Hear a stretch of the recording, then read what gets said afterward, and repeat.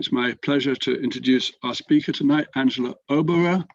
Angela's studied and trained up to PhD level in her native Germany, but has been the last 20 years in Florence. She's a history of arts specialist. She's been in Florence for 20 years, teaching on a number of programs, including a few years here, teaching on the British Institute's History of Art program.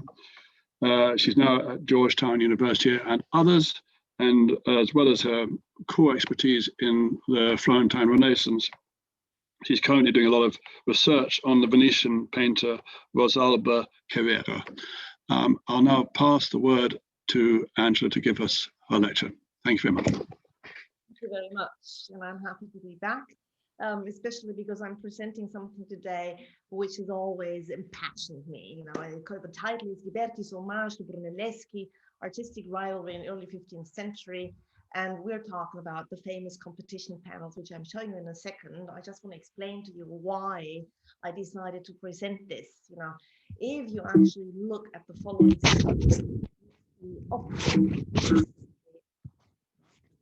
you'll see, of course, the Baptistery, a building that for the ones who are in Florence, and for the Florentines themselves is one of the most beautiful buildings, about precisely almost 1,000 years old now. And that's where originally those bronze doors, that are involved in this artistic rivalry were placed. Now, I remember when I studied art history and my professor started talking about bronze doors, I was immediately bored out of my tree. Okay, and that is actually exactly the same kind of experience that I'm having with my students now, that you start talking about bronze doors and the faces just go down like this. I completely understand them, but, and I'm actually starting with this kind of discourse also with you, because you might have a similar reaction. So what's the big deal about these bronze doors? Why does every art history student have to deal with those bronze doors? Well, there's a little bit to know about this, before we start looking at the main subject that we're talking about today, which is the following. If anybody had created one of those bronze doors that were originally at the Baptistery, as were made out of the purest white Carrara marble, it would have cost about 10 times less. So just from a purely materialistic point of view, you have to know that bronze is an expensive material, and not only, it is a material that is not easy to work with, and Florence has never been, until a certain period, which is the 1400s, the 15th century, has never been famous for being an artistic center for bronze casting.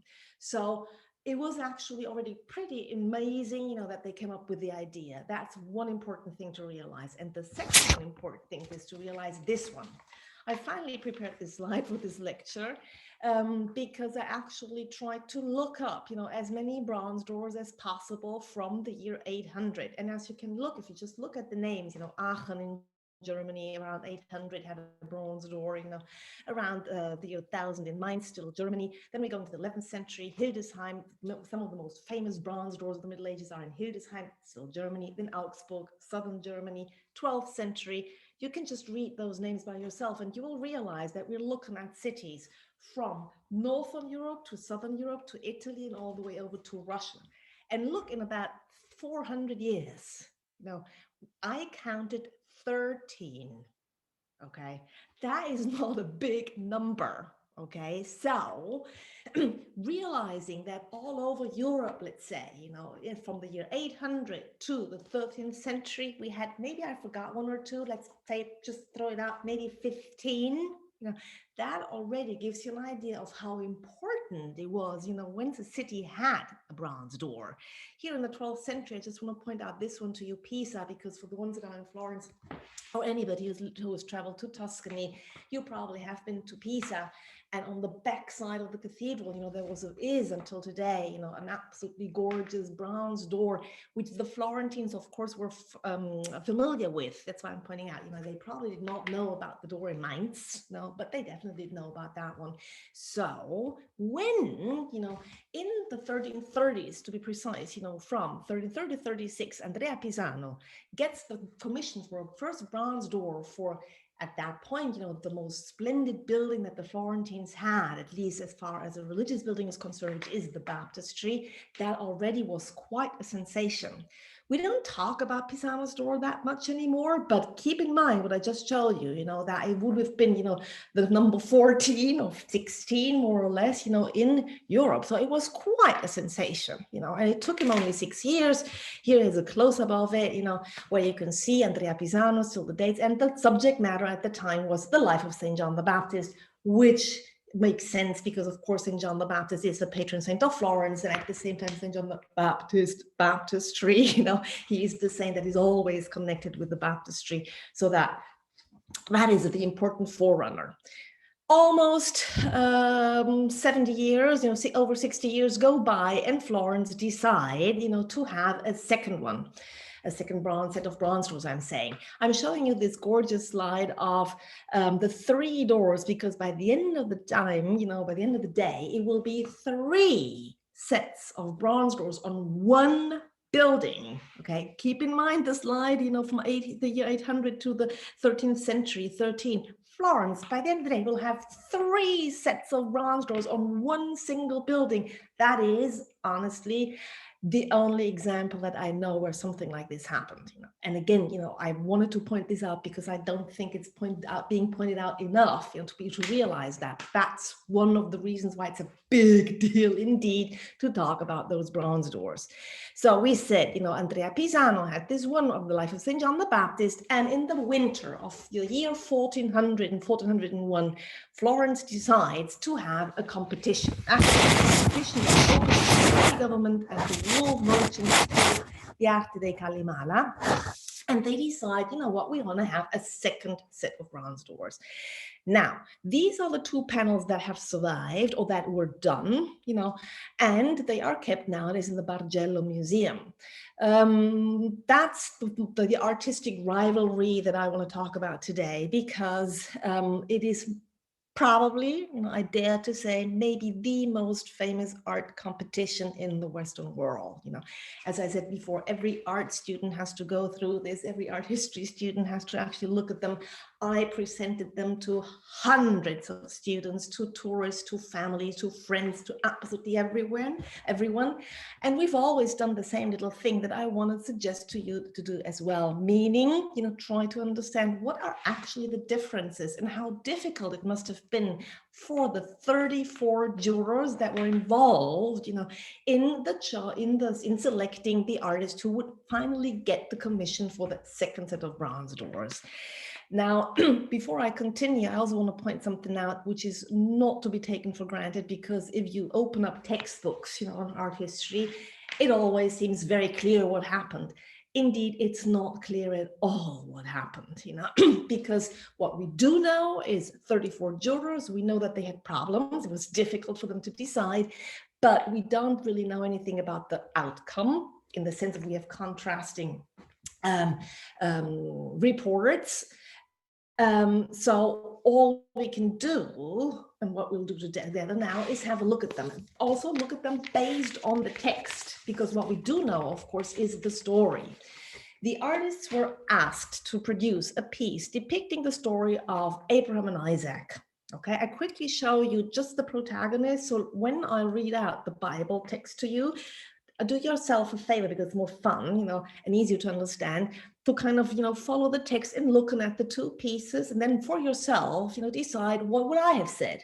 What would I have chosen? Even if you know the outcome, you have a chance to actually choose. Now, I see a hand. John Easton Law. Do you want to ask me something, or is this a coincidence that I see that hand? Maybe. Then I continue. Okay, hands disappeared. Now, look, this is Abraham. This is Isaac. Here is an angel. Here is a ram. Then there are 2 servants and a donkey. On the other side, we have Abraham, Isaac. Then we have the 2 servants. We have the donkey and the ram. Now, I probably have to put you guys down. There you go.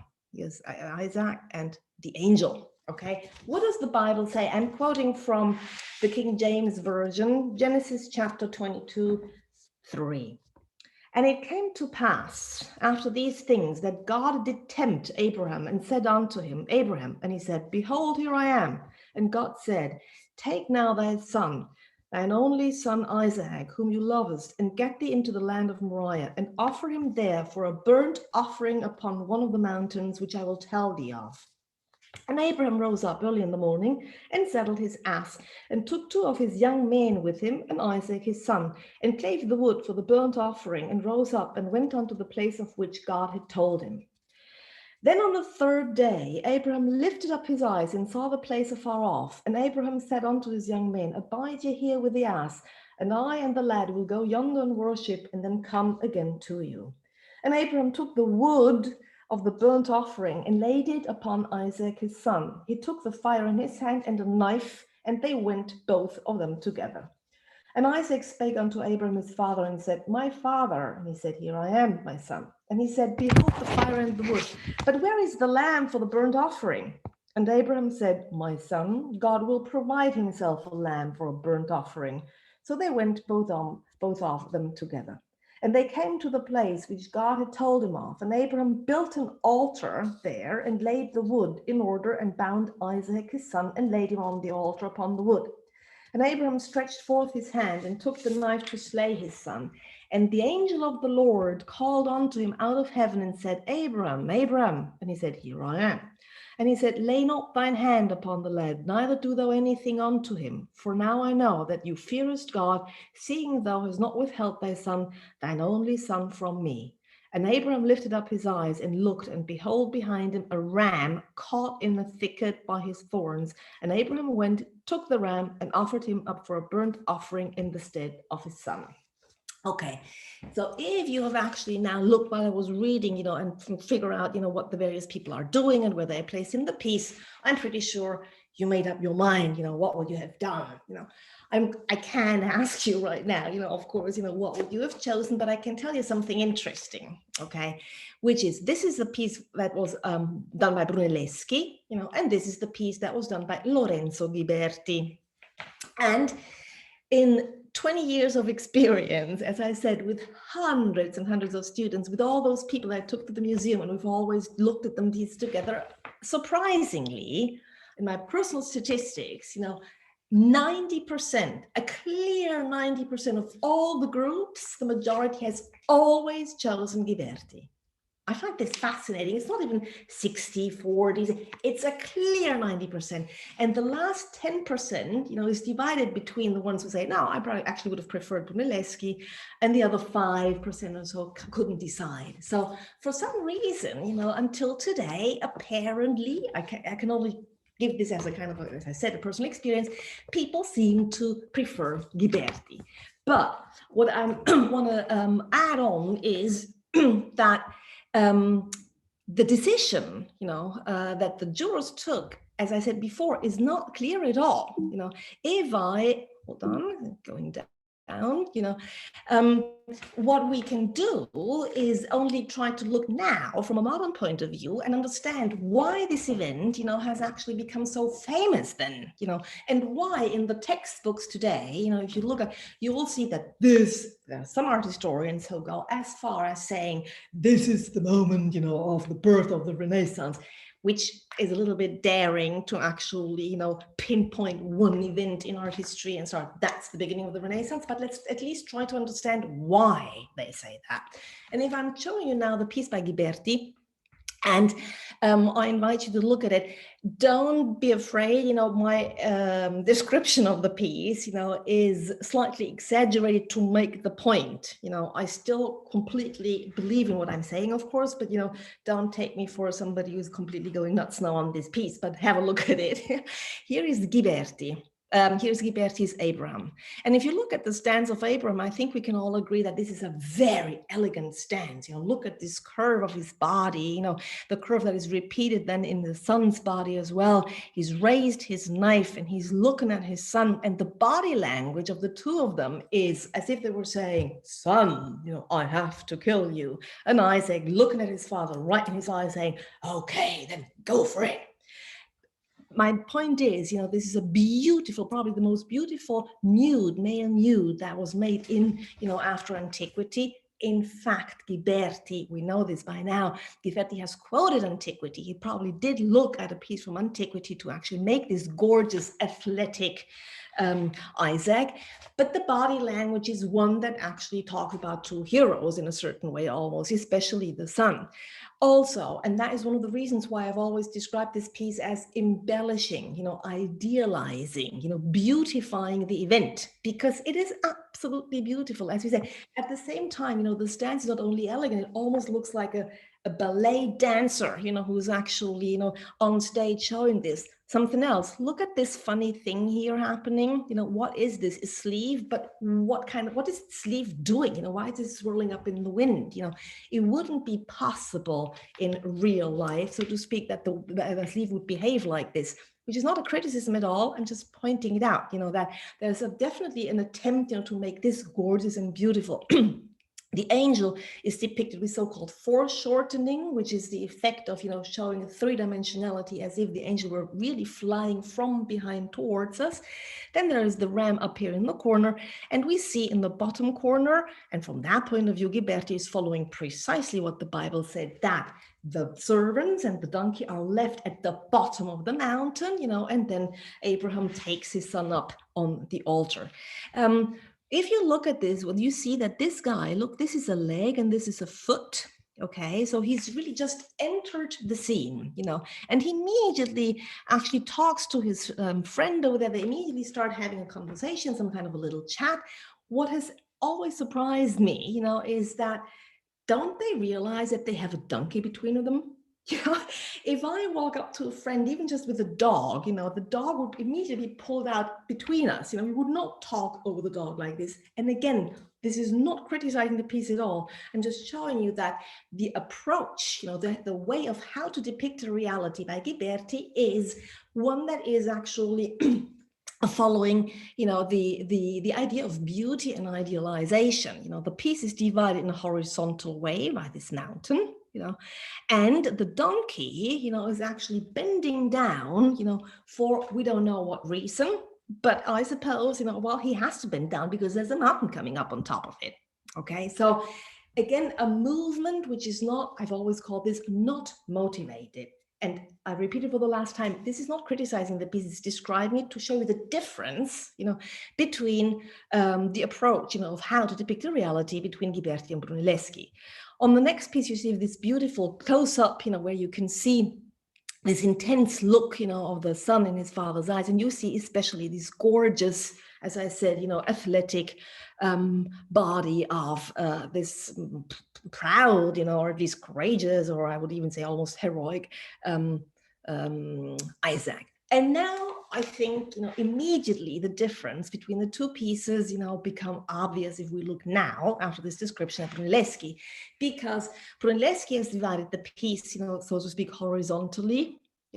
He's placed the action right in the center, and this is not an how can I say, this is not a courageous, but this is a human little child, a boy that is scared to death, literally. He's screaming, he's fragile, he's not, the emphasis is not on the beauty of the body, but on the action, on the psychological truth, to use a modern term, because of course at the time they would have not said psychologically convincing, but from a modern point of view, this is psychologically much more convincing, because that's what would have probably happened. Abraham is actually rushing in, here, the idea of this, whatever that is, part of his costume, the world swirling in the wind, I can believe this happening. And this way of, that the way that the drapery is moving is part of this rushed movement into the scene, as if you had to say, either I do it now, I never do it, And a huge first difference is that the angel that is now parallel to the picture plane, we call that, so he's not being shown, flying towards us, but he's literally parallel to what we're looking at. He's interrupting, he's physically intervening here. He's stopping Abraham's hand, so that's last second.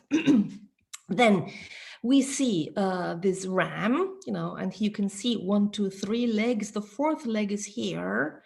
and it's actually scratching its head. It's a little bit difficult to see, I know, but you can probably imagine, again, if you think about a dog scratching the head, that's exactly the same thing, a very natural movement, that as if it were caught in a moment, you know. And then interesting about what happens about the servants. The servants are at the bottom of the piece. He's actually tried to use, you know, the piece, because that's called a quatrefoil shape.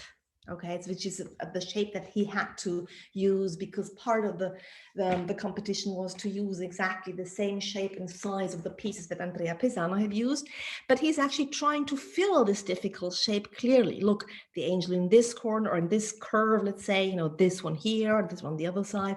And he has his servants and the ass, you know, doing movements that we can understand by looking at them. Meaning, look at, he's bending down, this young man, because this is a foot that is actually placed on the knee, because he's pulling out a thorn off his foot. So that's why he's bending down. You know, this guy is bending down because he has a little bowl in his hand right here, you know, bending down, trying to get some water to drink. And the donkey is bending down because if you look at the lip here, it's clearly visible, you know, it's opening up because the donkey is drinking. So the main difference is that very clearly, and that's just by looking at it, you know, nobody's actually written it, nobody has described it, we don't have anything Brunelleschi saying, and then I thought I would be doing this. We don't have any of these, any kind of these reports, but we can look. And so it's, I think, you know, it's pretty clear that his approach is just a different one, not better or worse, just different, you know.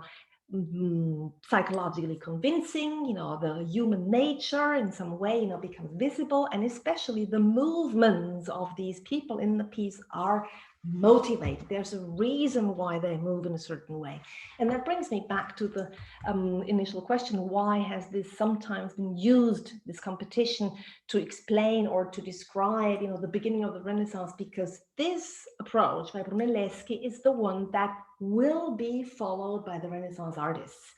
The most important theorist of the Renaissance, Leon Battista Alberti, you know, he will write a treatise on painting in which he actually advises the artist to do exactly that. If you have to include a figure in your painting, make sure that he or she moves in a way that is explicable, you know, that is actually understandable for the onlooker, and not just moving in a funny way without giving an explanation. So what I'm trying to tell you is that that's what these are the facts that we actually know.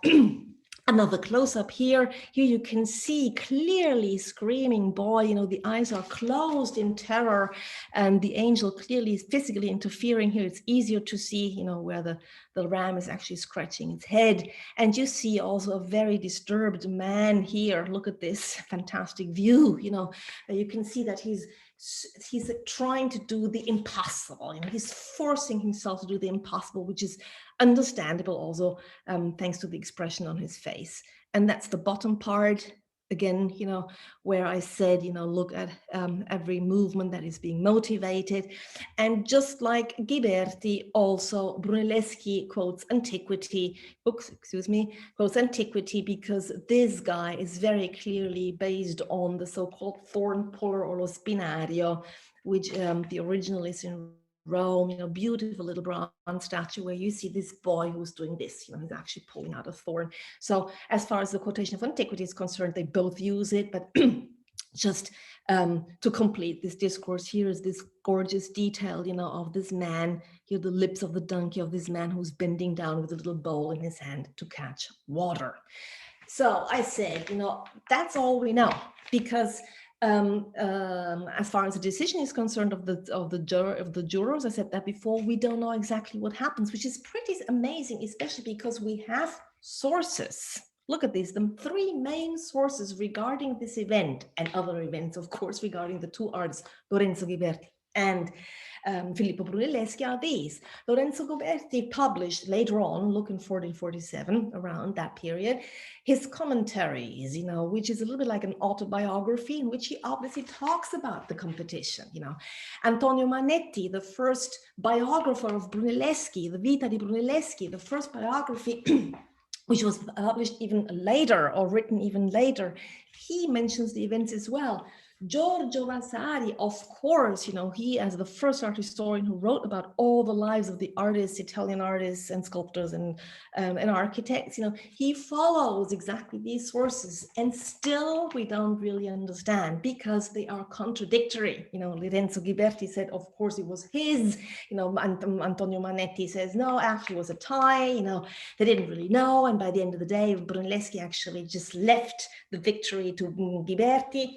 Well, we don't know, okay? To make it a long story short, interestingly enough, we don't really have an idea. But if we were looking for reasons why the jurors, by the end of the day, gave the commission to Lorenzo Ghiberti, it could be that one of the versions, are correct, so that he actually did win. But I guess we said before, we don't know. But if we look for serious reasons, or at least the only objective reason to choose one or the other, we look at this slide, which shows you the two pieces. And I think I have to move us again because, because then you see also.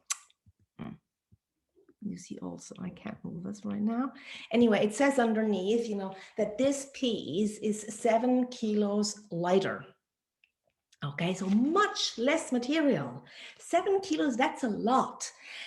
Keep in mind that the doors will consist of 24 panels. Okay, that's 140 kilos less if we had continued. So the only objective reason that the jurors could have, we don't know if they did, but they could have used to say, no, let's give the competition, the commission to Ghiberti, because at least we save some money, as it's so difficult to decide. That would be the only one. Fact is, Ghiberti gets the commission. Okay. He will actually start working right afterwards. Look at this, 1403 to 24. That's 21 years on the second set of bronze doors. Look, he will use exactly the same kind of format, with a quatrefoil shape, 24 pieces. This time, interestingly enough, it will not be the Old Testament, because, open and close the parenthesis, the story of Abraham and Isaac was Old Testament. So we would have expected, to be a piece, that would end up in the final door. For some reason, they might have just decided to do something different, and they choose the subject matter of the life of Christ. 21 years go by. In 1424, the door is finished, and the surprising thing happens. Immediately afterwards, Florence decides to have another door. As we said before, the incredible thing happens that we'll find ourselves with 3 doors on one single building. 25, and again, look at the time, 25 to 52, that's 27 years. And as I always point out to my students, imagine, guys, 48 years on 2 sets of bronze doors. That's my entire lifetime, being spent on those doors. Apart from the fact that then Ghiberti did also other things in the meantime, of course, but that is quite amazing. And this is the door that has been then celebrated enormously as being the most beautiful one. You can see immediately some of the differences, which is, it's not the quatrefoil shape anymore. It's now square shape. The single panels are not nearly as small anymore. They are much bigger, as we said before, a Old Testament, also completely gilded, so not parts in bronze that will then change the colors, of course, to actually create a contrast between the golden color and the dark bronze color, but completely gilded. So the so-called Gate of Paradise, as it will be called later on, apparently or allegedly, Michelangelo gave it the name, whatever the reason was, whoever did it, this is the one that is now known as the Gate of Paradise and considered to be the most beautiful one. And when I discussed these panels, at a certain point with the students, I don't know, for years I had been talking about this. At a certain point, I realized something really interesting. This is just a detail of the door where you have a self-portrait of Ghiberti, who very proudly shows himself justly so, because he has actually worked, on these 2 doors. And I want to show, one panel, of this huge door of the Old Testament stories. And I show you the story of Cain and Abel. If you look at the panel, you will also realize very quickly, especially when I start describing it, that these bigger panels include a couple of episodes, of the bigger story of Cain and Abel, whereas the smaller ones with the quatrefoil shape, they only showed one specific moment. Up here, you have a tent, there's Adam and Eve, there are two babies, very difficult to see, but they're there. So the two sons, Cain and Abel. Abel is the shepherd, he's actually sitting there with a dog, there are the sheep. Cain kills Abel. So Cain, is the shepherd and the farmer. So you can see him here with the cows, actually working the earth. And then you can see the famous moment in which they both have to actually sacrifice. God is preferring Abel's sacrifice. Cain gets all crazy about it, jealous, and kills his son, eventually also challenging God, who after a couple of days says, hey, okay, excuse me, have you seen your brother lately? And look at this gorgeous moment, this body language here. Now we're talking about a door that is at least 20 years, or the panel is at least 20 years after Ghiberti's competitions. Keep that in mind. Look at this, where he actually turns in an arrogant way to God and says, what am I supposed to know? I'm not my brother's keeper, very convincingly. I want to show you, though, a tiny little detail of it, which is this one. Okay, and you see, funnily enough, a sheep that is scratching its head precisely in the way that Brunelleschi's ram, was depicted in the competition panel. And when I saw that, I said, oh, isn't that funny? And then I continued, looking at these panels. And of course, the next one, which also on the door, the next one is, the Abraham and Isaac, because now you're talking about the Old Testament stories, of course, that is being included now. And look at this, apart from the fact that it's divided in a different way, it includes more episodes. So there's also the angels that tell Abraham what God wants him to do. And then the episode that we looked at before is actually confined to the right-hand side here of the panel. I think you saw it immediately. This is not, the athletic, strong, heroic young Isaac anymore, but this is a boy that is fragile, that is afraid, that turns away, that can't look into his father's eyes. And of course, more importantly, maybe, or just as importantly, the angel physically interfering, and stopping Abraham from killing his son. And isn't it funny, if you look underneath, that now these two servants are in a normal situation of conversation. They're sitting down, they're having a chat, and how funny again, the ass standing there and drinking water. Here, just to remind you what he did in 1400 and 1401, and then looking at the difference.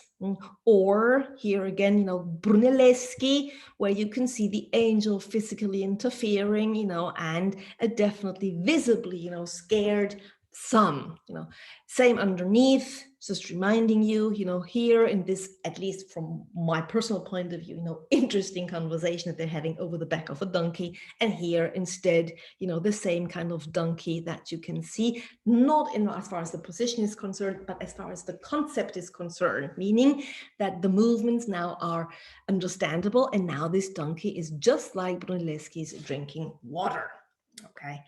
Now, I don't think that's a coincidence, okay? I can't prove it, of course, but there's too much of a coincidence because every single idea, of Brunelleschi is coming back in the door. Interesting to realize that here, I'm showing you the slide of Brunelleschi's old sacristy, that here in the altar of Brunelleschi's old sacristy, Brunelleschi's piece, the competition panel, was placed from 1423 to 1790. It was there, okay? Which means that in order to make this more understandable, not only to myself, but hopefully also to you, Ghiberti did not have to remember so clearly, what all the ideas of Brunelleschi were. He could see them every single day that he was working on his second door, which is the total third door, which is the gate of paradise. He could have looked at it, and I am positive, okay, that he did. Because again, to actually be able or to copy every single idea of such an incredibly important piece like the competition, that's just not, I just will never believe that. Again, that is a coincidence. But The question is, why did he change? Of course, you can say he might have just liked it. He was just simply impressed by the ideas of Brunelleschi and will follow him. Also because, you will see, or we will see later on, if you continue to look at what Ghiberti does afterwards, he will actually adopt, new ideas of the Renaissance. So he'll not stay in his initial way of depicting a reality, which I described as embellishing, idealizing, beautifying. He actually does adopt it. But I actually go even further and say, I think it was really the competition piece that made him change more than anything else. Again, I can't prove it. Theoretically, Ghiberti could have just read in the meantime, that treatise that I was talking about before, Leon Battista Alberti, because by now there have been conferences on the relationship between Ghiberti and Alberti. We know that he was very much influenced by Alberti, but I don't think he did, or I don't think that was the reason why he changed. I think he really just, as I said in the title, paid homage to Brunelleschi. One last question actually, though, popped up into my mind, so why, if this is true, and I think it is true, okay, that he copied, Brunelleschi, why do we not have any mentioning of this anywhere whatsoever? Also, the modern art historians, they've never underlined, this kind of homage, as I called it. You don't find that anywhere in the books, even in the latest publication, as far as I can tell, by Amy Bloch, an American art historian who wrote the book on the Gate of Paradise. Even there, I'm pretty sure, I have to re-control to be honest, but I'm pretty sure she didn't. So it has never actually caught anybody's eyes, but I think, once you look at these pieces, it's pretty obvious.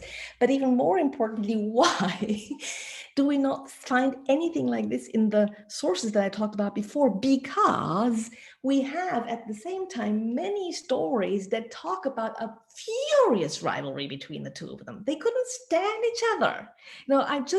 It's just impossible for me to believe that if Brunelleschi had known this, if he had actually seen this, he would have definitely commented upon it. How do I come up with this idea? Because, and now I actually come back and have a look, so you can see us a little bit. The point is, we know of terrible rivalry that had always consequences and that were mentioned by everybody who actually talked about these two guys. I'll give you a couple of examples. After having lost the competition, in the sense of after having Ghiberti, received the commission for the bronze doors, the biographers agree on the fact that Brunelleschi is furious. Okay, he leaves Florence, he goes to Rome, he starts studying antiquity, and when he comes back from Rome, he will start working on his ideas for the Duomo, for the dome of the cathedral. When he will finally get the commission for constructing the dome of Florentine Cathedral, eventually the officials decide to give him an assistant. Okay, he starts building, he's involved in 1418, but he'll start building about 1420, and he'll have an assistant who is Ghiberti. Can you imagine, after this initial start, he now has to work with Ghiberti, who doesn't have a clue about architecture. And Brunelleschi is furious. He knows perfectly well that he's building one of the greatest buildings in the world, and he has to share the fame with this guy. What does he do? He actually stays home during the construction for a couple of days, pretending that he has a kidney colic. And he's actually described staying at home screaming, and people on the street could hear, that how terribly he was suffering, until he stayed at home as long as it was necessary for the entire construction to come to standstill. Okay, to show everybody that nobody else has any ideas about the construction but just Brunelleschi. First thing. Second thing, we know about the character of Brunelleschi also. It's still in connection with the construction of the dome, because at a certain point, the workers that worked for the dome went on strike. They wanted to have more money. What does Brunelleschi do? He fires them all, and instead, hires people from Lombardy to work on the construction of the Florentine dome. That was a slap in the face of the Florentines, as you can imagine. Result, the workers walk back, they crawl back to Brunelleschi, basically asking to be hired again. He does hire them, paying them even less. Okay, now that's the kind of person that we're talking about. We also talk about somebody who actually gets so furious when Cosimo the Elder, Medici, asked him to prepare a model, for his palace, the Palazzo Medici that we know about in Florence. That was not built by Brunelleschi, as you know, but he was actually asked, he had been asked to build. He brings in the model of the Palazzo Medici. Cosimo does not accept it. According to the reports, Brunelleschi gets so wild, he smashes the entire model on the floor and leaves, okay? Last story. We know that the friends even of Brunelleschi got so involved in the rivalry between Brunelleschi and Ghiberti that eventually they actually denounced Ghiberti in front of the tax officials. Okay, so an indictment was brought against Ghiberti in connection with the question of his rightful father, a question about, who this rightful father was. By the end of the day, this story ends up by Ghiberti being fined. Okay, and I think with these examples, and we know about all this, so with these examples, we can imagine if Brunelleschi had seen his ideas coming up at the door, he would have reacted in some way, but we have no report whatsoever. How do I explain this? I'm pretty convinced that Brunelleschi, who will die before the door comes up at the baptistry, okay, he never saw those two panels. Of course, again, this is just an assumption, I assume, but if he had seen it, he would have said something. It would have been very easy for Ghiberti to not show him those pieces. Brunelleschi would have had to go into the workshop, look around, ask around, but Ghiberti, with this kind of story, I can only imagine he would have actually tried not to show it to him. And once he's dead, Brunelleschi, 2 years later or 3 years later, the door will be set up. And I show you one last time, the PowerPoint, because the pieces, if you go back into the museum and want to have a look at them, you will see that they are all the way up here. This is Cain and Abel, and this is Abraham and Isaac. And I'm telling you that from standing in front of the door, you don't see those details. You just can't, you only can see them, if you know where they are. You can see the angel interfering here if you stand in front, but the other, the little ram, you don't see, So I just assume, again, as I said before, I'm just pretty sure that Brunelleschi never saw it and nobody else has ever noticed it, but I'm just as well as convinced that I'm so happy to see, that Ghiberti was just impressed, as a lot of other people were, by those fantastic ideas that Brunelleschi had. And so he finally paid homage, to his arch enemy by copying his ideas. So that's what I wanted to show you today, hoping that you got as fascinated as I am, because these are just little jewels, little of art history when you find these little things. Well, Angela, thank you very much indeed. That was fascinating. I love your passionate presentation of this thesis. And what we'll do now is the question and answer. Usual rules. Anybody who wants to ask a question, make a comment, please feel free so to do. 2 ways to do it. You can either write something in the chat, which we'll look at and read out, or you can simply unmute yourself and say something. And please also feel free to now reveal yourself with the video if you want to. Remember, it's all been recorded, so you'll be up on YouTube as well at some stage. So whilst we're waiting for people to think their questions, I just got one popped into my mind. Your thesis is fascinating and pretty convincing, Angela. Is this your own original reading, or has somebody else been researching along a similar track? No, after having taught this for many years, at a certain point, funnily enough, my students convinced me to publish it, because they said, you don't find this anywhere. I said, just publish it. Okay.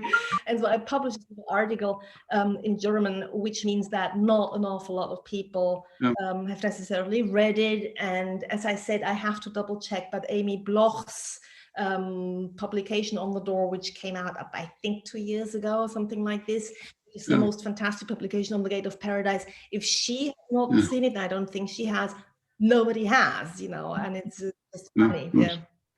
All right. Well, you perhaps need to get into dialogue with Amy Bloch. Maybe she was German. You can send her your article. Very good. Okay. Who wants to go first? Anyone got something to say? Brenda's unmuted. Hello. Yeah, go Brenda. Hi, as one art historian to another, thank you so much. That was absolutely riveting, and incredible new insights into the famous doors. I just have one question.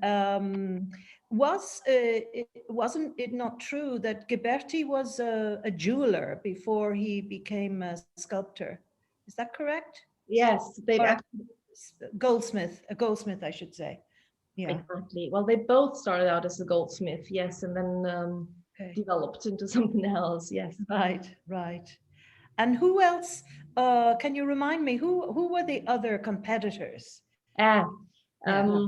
now, according to Giorgio Vasari, okay, who follows, as we said, the account also by Ghiberti himself in his commentaries, they mention 7 artists, among which also Donatello. The other names, if you want me to, I have them here on my paper. I can actually read them out to you, but I don't think you would. If you give me a No, second. it's all right. It's okay. It's okay. They, here you go. Filippo Brunelleschi, Donatello, Lorenzo di Ghiberti, Jacopo della Quercia, that one was a famous one, exactly. Niccolo d'Arezzo, Francesco Valdambrino, and Simone da Colle. We have 7 names, okay? But interestingly enough, we don't know if all the 7 of them also produced a piece, because otherwise, if they had actually produced a piece, the question would be, why did they destroy the other 5? Why did they only keep Ghiberti's and Brunelleschi's piece? And we don't really have an answer to this. So some art historians, justly so, I think, have actually questioned, maybe they didn't even produce one. Maybe the model was already enough to kind of sort them out, but we don't know. That's another of the things that we actually don't know. Okay, thank you. A question from Angela Schlottmann-Backens is: can she get a hold of a copy of your article in German? Because she's, by her name, I guess she's a German reader. It's pretty easy because it's an online article. So if you actually just go on the web, put my name in Lorenzo Ghiberti or Brunelleschi, you'll find it easily, and you can immediately download it, read it, whatever. Yeah. Thanks for the interest. But you don't have an English language version of it. No. Oh. Well, there you go, Angela. Well, you can find it now. Thank you. Awesome. Right. Who else would like to make an Yes, I have a question. Angela, thank you very much indeed. That was fascinating. I have a very basic question. How do we know which was which? That's to say, how can we be sure that the one we think is Ghiberti is Ghiberti? See, that's one of those questions you say, oh gosh, I've never asked myself, how did I know? Well, we have a description, let's put it that way. Manetti, so the biographer of Brunelleschi, gives a short description in which he says, that the people were all fascinated by the difficulties that he included. And we know, that Brunelleschi's piece ended up on the altar.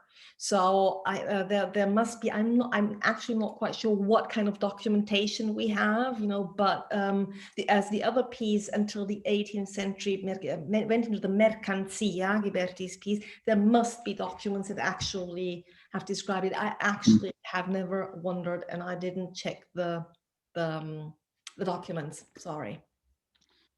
Do you know where the Ghiberti piece was until it wound up in the Bargello alongside its rival? In the so-called mercanzia, which is basically the building, basically where now the Gucci Museum is in Piazza della Signoria. Okay, yeah, right. Okay. Anybody else want to intervene? Gail? Yes, I would like to actually. I am still sequestered in America. Gail Leddick from America. But I'll be back in the end of December. Anyway, good. Looking forward to seeing you. Yeah. Thank you, and looking forward to seeing everyone for sure. Yeah. I have always found myself standing in front of the 2 quadrifoil designs in the Bargello, and somehow I always come up with the 10% that For me, I think that the Brunelleschi is so much more readable and fits into the quadrifoil design so much better than the Ghiberti. So I'm in the minority for sure, evidently, but every time I look at it, I come up with the same analysis. I'm a fine arts major and an art history minor, and somehow design-wise, it still works for me better. So anyway, I just figured I would stick my 2 cents worth in as the minority. In the chat, Nancy joins in the same debate and suggests it would be an interesting test for your students to show the 2 panels with Isaac covered up in both and see if their choice changes. I always think that Brunelleschi's Isaac's body is so skinny and awkward looking, especially his feet, that is not pleasing to look at. Looks like a frog being dissected.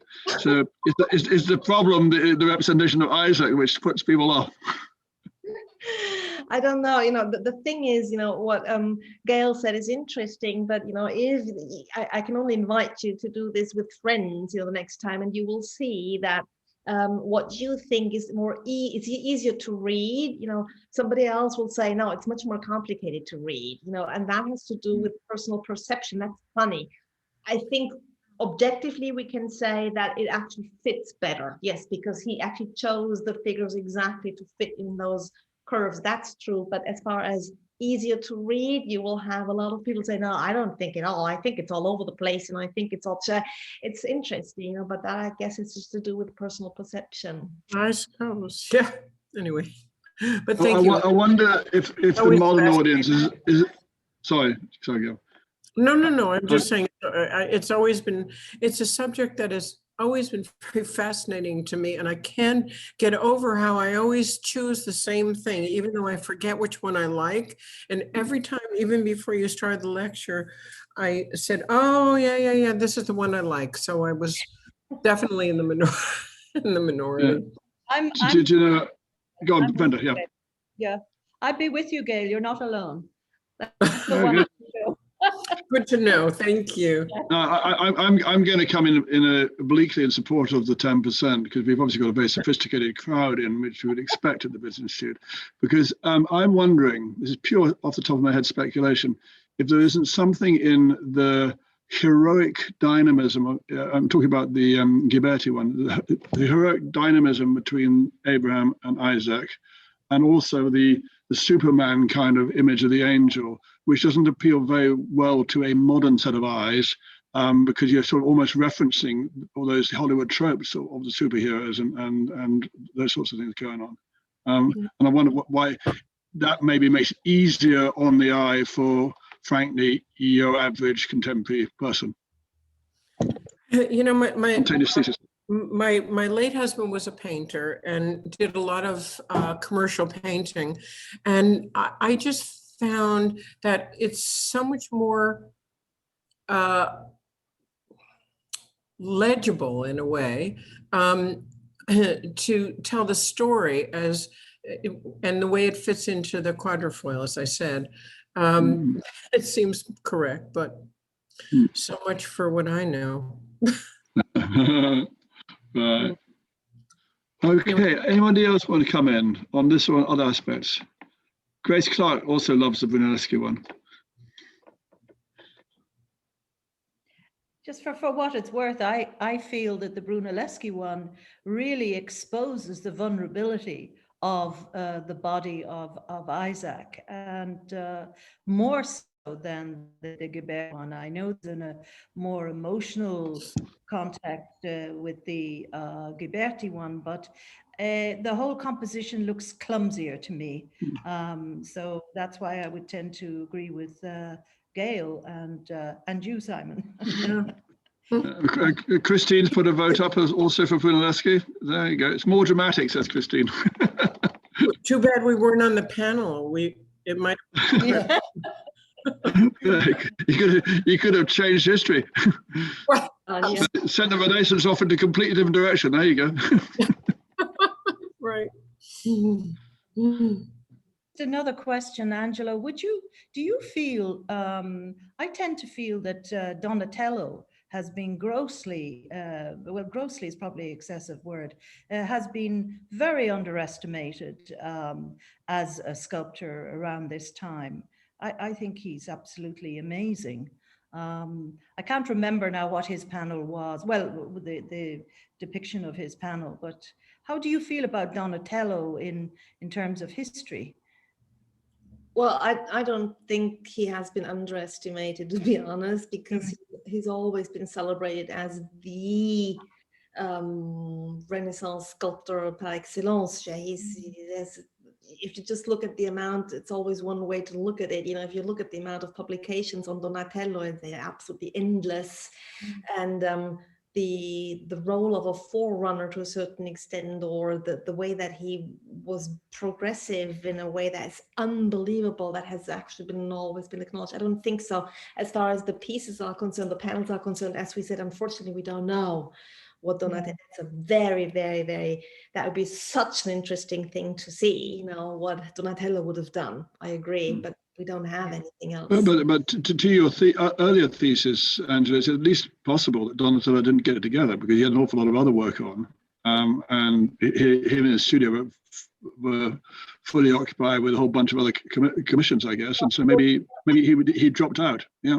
Donatello, no, again, you know, we don't have any other piece except for the two anyway, you know, but Donatello would have been particularly young, you know, because the first documented piece by Donatello that we have is the marble David in the Bargello, and that's dated 1409. Okay, so he was very young. Okay. He did participate, apparently, you know, but we don't, as we said, you know, we don't know what the first step was, if the jurors just looked at drawings or models or whatever. We don't know. We absolutely don't know. So at that stage, it wasn't clear what he was going to become later on. Yeah, I get it. Yeah.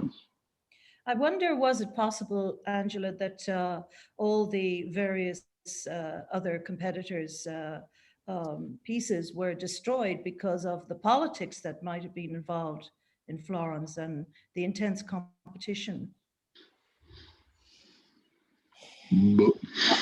Yeah, possible, but I don't think for political reasons. You know, it would be just very weird to destroy 5 and just keep 2 without. It's No. It's easier for me to imagine, but that's just really as much as I can say. You know, it's easy for me to imagine that they never even produced a piece.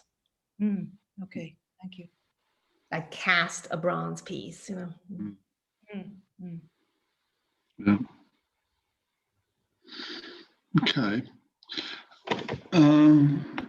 Okay, question from Sophie Smits van Ooyen.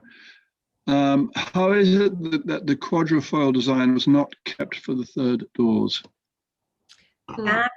That I don't know either.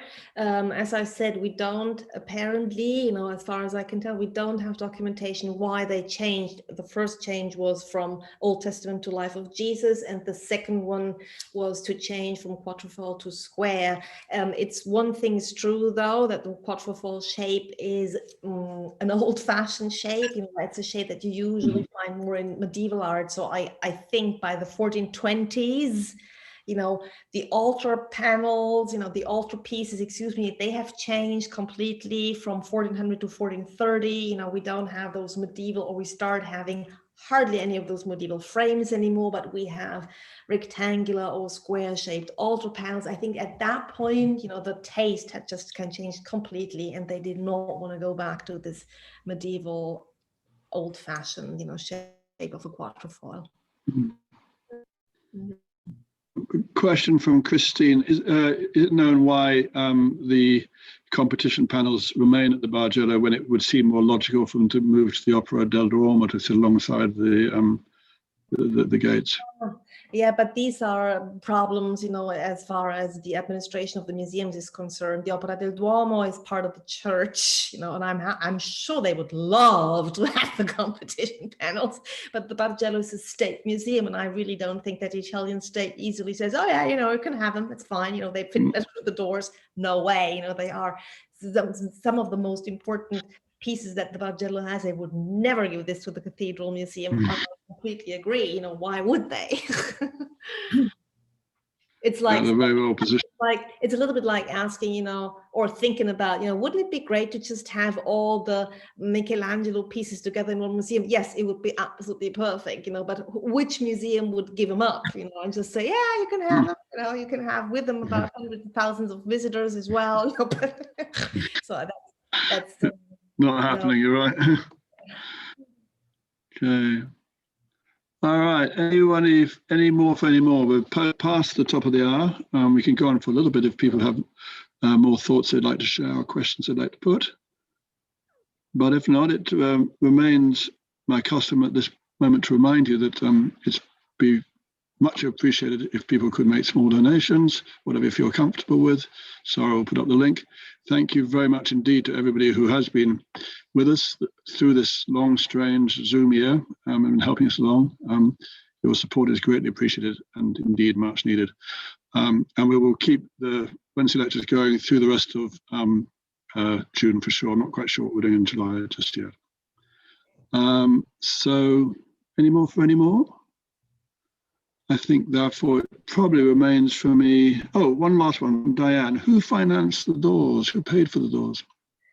It's the same institutions that basically started the competition. They, more than anything else, the institution that was responsible for the entire baptistry, not only the doors, which is Baptistery della Calimala, that I said before, the Wool Merchants Guild. And the city, you know, for this, they usually get money from various points, but the main sponsor was Beate Calimala. Sorry, may I just add a point there? I didn't want to bring you down to this very mundane level, but my long life experience of committees and deciding, in the end, it's how much money you have that makes the final decision.